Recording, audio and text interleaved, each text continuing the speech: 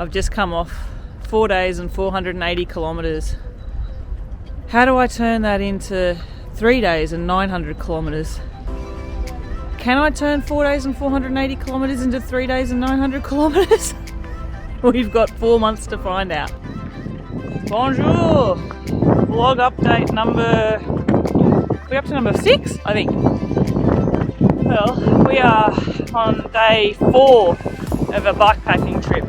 As I said last week in the last video, I thought I would just get the big kilometre days in back to back in a different way than just doing training rides, and it's been really great. I'm travelling light with the road bike, got a really light setup, and it'll be very similar to what I do for Normandy Cat. And I tell you what, I've already learnt so many lessons on this trip, little things that I need to be aware of for the actual event, and tips and tricks. Oh, far out. And we've had some really epic days as well. So day 1 we rode to Narbonne, beautiful place, beautiful sort of medieval sort of city streets, cobbled lanes and all that. Just let me show you this view though, just on a climb. Oh wow, you can see Ventoux way out in the distance there too. So we left Avignon yesterday and on our way to Marseille today, and on this climb, which was unexpected, and a cyclist that I passed as I was taking a photo at the top of the climb before I rode said, "You've got to keep going 400 metres, it's a dead end but the view's worth it." And you know what, he's not wrong. So anyway, so yes, day 1 was Narbonne, day 2 further on in the Med to a place called La Grande Motte by the Mediterranean Sea, a very 1970s seaside resort. In winter it's dead empty, but you can imagine in summer it would be just absolutely packed. Day 3, hardest biking day of my life. The Mistral winds were blowing all the way to Avignon, headwind, 90 km/h winds on the front and side. Nearly got blown over many times, as did Steve. Send help! Ah! Just a little bit windy. Help! Ah! Almost getting blown over just standing still. 35 kilometres to go. Probably a couple of hours of riding. Ah! And yeah, the wind is screwy! Something else. I don't think I've ridden this big like this. And I've had some every now and then the gust stops and you can hear. I know. It's only momentary. Anyway, it's straight on our faces or sideways, which is worse. Let's just try and get this done. Please send help. If we don't make it to Avignon before dark, we're sleeping next to the grapevines.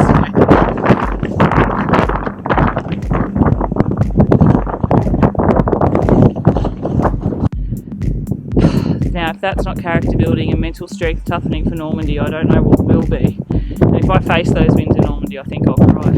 But check this view out. Absolutely magic. I don't know what this place is. I don't know where I am. This was a total unexpected piece of magnificence here in Provence. You know, there's bike riders everywhere. Wow. Wow-y. So yes, and sorry I don't have my microphone on, so I really hope the wind's not going to drown this part of the vlog out, but it was a really hard day yesterday. Oh my gosh, there was a point where I didn't think I was going to make it. The lowest moment was going through this section of the road, strong headwind all through it, and you had to go under this little sort of tunnel, and oh my goodness, my speed dropped from 20 kilometres an hour, hang on, I'm kidding, I couldn't ride that fast in that wind, maybe 18 kilometres an hour to 6 in the space of an instant, and I thought I was going to go, thought my front wheel was going to launch off the ground and fly me backwards. That was tough. So you can see the wind is still blowing, and that there, can you see the road through the trees? That's where we came from, all the way down there. And we will descend further down. So yes, I've learnt a lot of lessons on this mini trip. First one is what to pack, what do I need, what don't I need. The answer is I don't actually need that much. Let's face it, I'm going to be in riding gear for most of the trip, so The idea of even bringing like casual bulky wear, like a pair of jeans or something, not needed. The good thing is, like, felt like I packed reasonably light this trip, and probably there's only a couple of things I wouldn't bring with me, but this will pretty much potentially just be my setup for the Normandy Cat, and I'm really stoked to be able to test it out properly and see what it's like to ride the bike loaded up as well.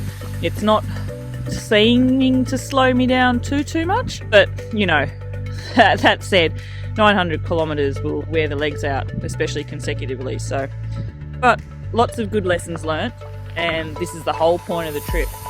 One thing I will hope for is warmer weather in Normandy. Now, I know Normandy's further north and it can be a bit like the UK and give me all sorts of weather, but if I could just have a little bit of heat from that sun, that would be good. I need to head on, but I just wanted to do a little quick mini update, and I will keep talking on the route.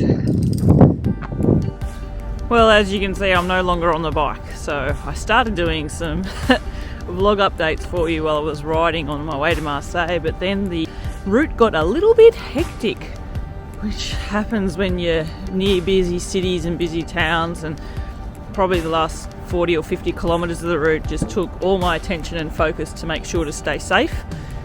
So no one-handed filming for sure. This is Marseille in the morning though, quite nice.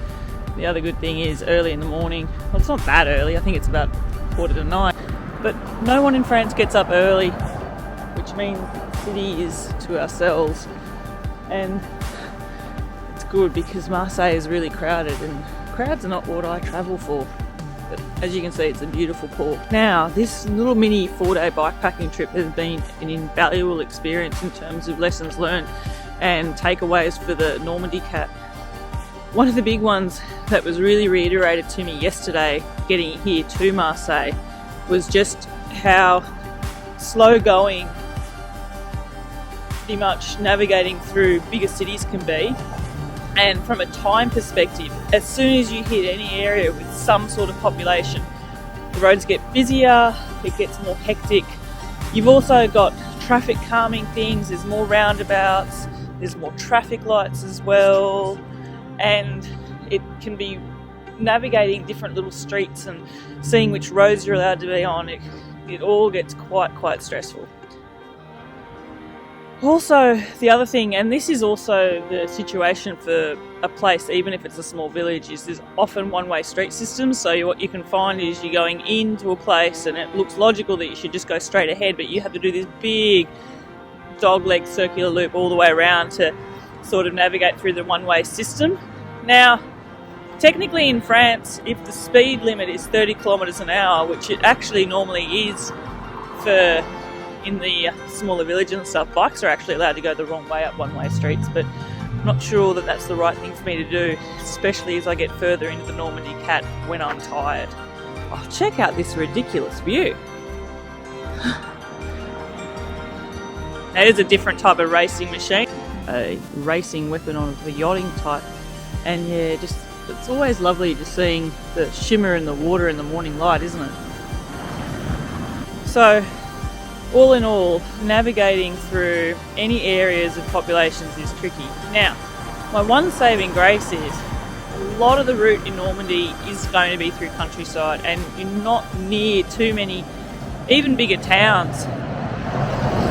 Obviously, there is one checkpoint which will be bigger, and that is the Palace of Versailles. So heading in towards the outskirts of Paris, that will be a little bit sketchy. My saving grace there though is that there have been real big inroads put in terms of bike lane infrastructure and stuff in Paris, so I'm really hoping that that will pay dividends for me. And I think also mentally just prepping my fact that before that, for that section of the route, I know it's going to be slow going. If I was to say it takes an extra hour to travel through a city, then you would think that's probably about right. You might have some loose change in terms of a few minutes there, but when you factor in traffic lights, roundabouts, extra traffic, one-way streets, all of that sort of chaos. Not to mention also the chaos of just making sure that where the device is telling you to go is where you're meant to go, especially when there's two turns, one after the other. That's been a little bit of a stressful thing to figure out too.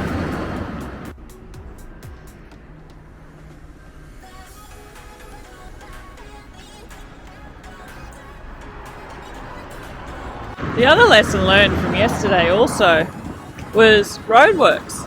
So yesterday we were diverted onto this nice quiet road, and then all of a sudden, route bar A, you go, oh no, road closed. What's this going to be like? And it was definitely closed. And that would have provided a nightmare because the only other option was a busy road, which I'm not actually even sure that bikes would legally have been allowed on. Of course, we could have doubled back on ourselves and added a lot of kilometres and found some quieter roads, but it's not something you want to have to think about on the fly. Now, it was Saturday, we were able to get through, thankfully. But yeah, it's just something else that I need to maybe be aware of, and it could just be a simple thing as, you know, the week before the race starts, to actually go on to some of the websites here in France that work with the road traffic stuff and just see whether or not there's any road closures on the roads that I'm looking to take. So that was something I hadn't thought of beforehand, and I'm really glad I stumbled across to have in my mind to think about now. Oh, that one's for sale. Anyone keen? I wonder how much. Crazy to just see how empty the streets are, because yesterday it was absolutely heaving with people everywhere and traffic. It's quite a beautiful entrance though into the port, isn't it? And if you look, just as I'm showing you this lovely shipping yard infrastructure, but over here can you see what looks like the old fortification of the city wall? There's a road that just goes right through that spot. It's interesting.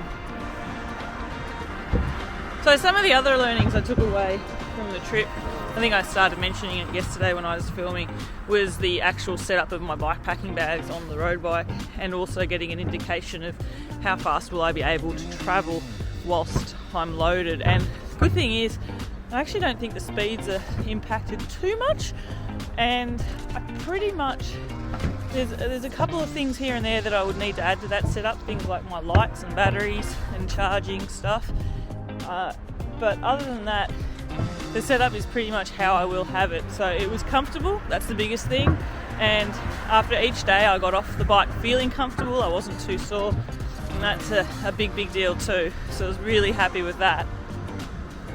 The other thing is making sure that at the end of each day that I actually have the bike ready to go before I depart for the next morning. What I mean by that is it takes forever. Well, in my mind it took forever just to, get everything repacked and strapped back on the bike. So, repacking the saddle roll and getting it clipped underneath the saddle rails can be quite a tricky affair. So being able to have that sorted before I go and know that I go to sleep, wake up, and then everything's ready for me just to take off will be another little level of stress I don't need to think about. So that was a really good learning as well.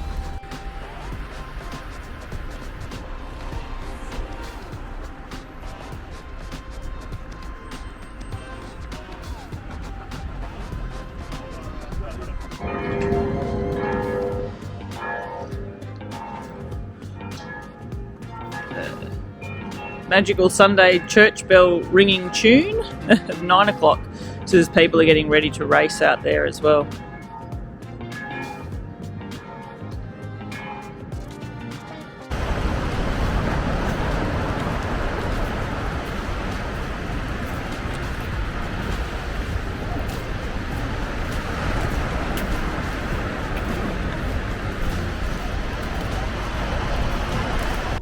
So having everything to go before I need to depart the next day is critical, I think, in terms of just saving a lot of time for myself.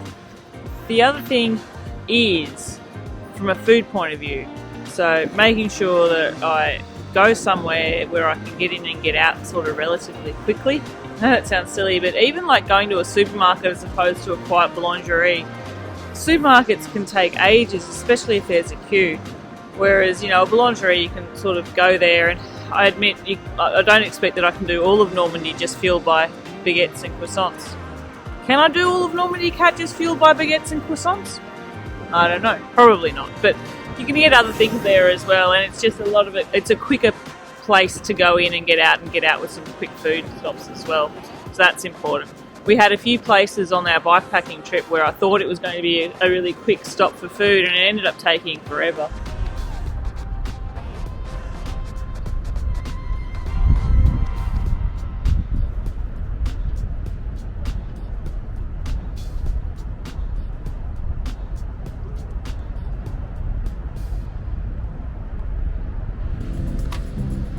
Probably one of the biggest learnings I've had from this trip is knowing what's going to be coming up ahead of time, and that really links to proper route planning. So for this 4-day trip, pretty much left the route planning to the Strava gods.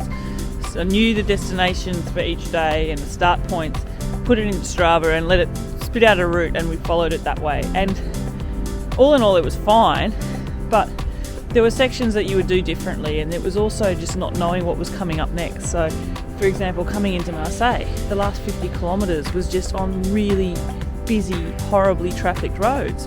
Had we known that beforehand, maybe we would have chosen a different destination and caught a train the rest of the way to Marseille and actually just skipped out on those roads. Now obviously catching a train during the Normandy Cat's not going to be an option for me, but knowing what's going ahead well ahead of time so I can prepare for it mentally is really important as well. A flip side of that, day 2 we were riding to Le Grand Mot, and we ended up on the Eurovelo 8 cycle routes. Fantastic, except poor signage in places and often a mixed bag of what we didn't know what we were ending up on. Sometimes you were ending up on roads where we were diverting around a whole area where there was a more direct route. Had we done better route planning, that would have been more straightforward as well. So again, just knowing that I can't take the easy way out on the route planning. I really do need to do some good proper research, zoom in on areas, know where the busy roads are going to be well ahead of time. And like I said, it may be that there's busy roads I can't avoid, but at least mentally I can know that it's going to be a busy section, and even just allowing for extra time to travel through them. Because as I said, travelling through on the busy roads and into cities just takes so much extra time. When I've only got 73 hours to burn, I want to make sure I'm using that time as efficiently as possible. So all in all, this trip has been absolutely fantastic. I've taken so many learnings and lessons away that I didn't think I would, because it's not the first bikepacking trip I've done, but it's been invaluable from an experience point of view, and it's been beautiful. You know, busy roads aside from Marseille, I mean, have a look at this ridiculous view. It's freezing cold, but beautiful. And the city is asleep. Just magical. Some people heading out here on a yacht to go out racing, or a couple of yachts. So that's where we rode over from yesterday. So just walk around at this other side of this statue. And yeah, so we were right at the other end of that bit of land. We went up and over that mountain range, dropped down. You can actually potentially make out the road that we were on, and then this was madness. But yeah, what a place. Lots of lessons learned. I've just come off 4 days and 480 kilometers. How do I turn that into 3 days and 900 kilometers? Can I turn 4 days and 480 kilometers into 3 days and 900 kilometers? We've got 4 months to find out. Just want to say a big thank you to you all for following along, for throwing all those encouraging comments my way. I feel a few of you think I have more in me than perhaps what I think I've got for this challenge, and I'm really keen to see whether your messages of encouragement and positivity can transfer onto the road and on the bike and in the challenge itself. Thanks so much for watching. Thanks for all your support. Thanks for the thumbs up. Please subscribe if you want to follow along and see whether this ordinary cyclist can turn herself around from just being an ordinary dot watcher into one of those little travelling dots on the bike. Thank you, and until next time, a bientôt.